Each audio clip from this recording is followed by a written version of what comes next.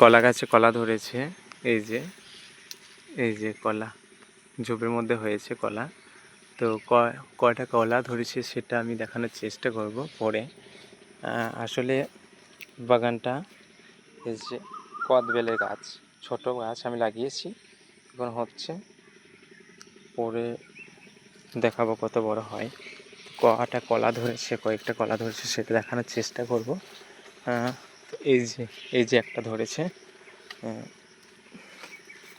ওই যে দেখতে পাচ্ছেন, জুম করে দেখায়, এই যে একটা ধরেছে, তাহলে দুটো হলো।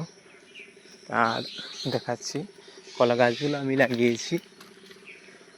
আমাকে গাছ, পশু পাখি, মানে প্রকৃতির যে একটা সৌন্দর্য সেটা আমাকে খুব ভালো লাগে, তাই আমাকে এগুলো করতে দারুণ লাগে, তাই আমি এসব কাজগুলো করে থাকি।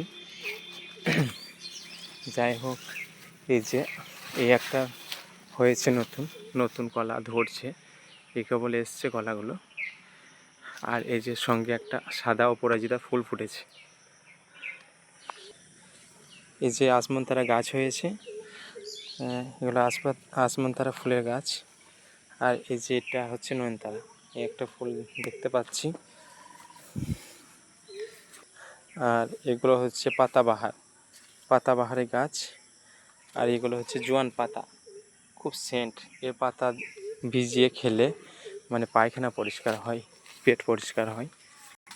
আর এই যে একটা মোচা এসছে, ধরবে কলা, এখন ধরেনি মোচাটা, তো ধরবে তখন আপডেট দেব। এই যে এখানে একটা ধরেছে কলা, দেখাচ্ছি। তাহলে মোট 4টা হলো। আর বাগানে এই যে ডুমুর ফল ধরেছে, এগুলো রান্না করে খাওয়া হয়, পোস্ত দিয়ে রান্না করে খেতে হেভি লাগে।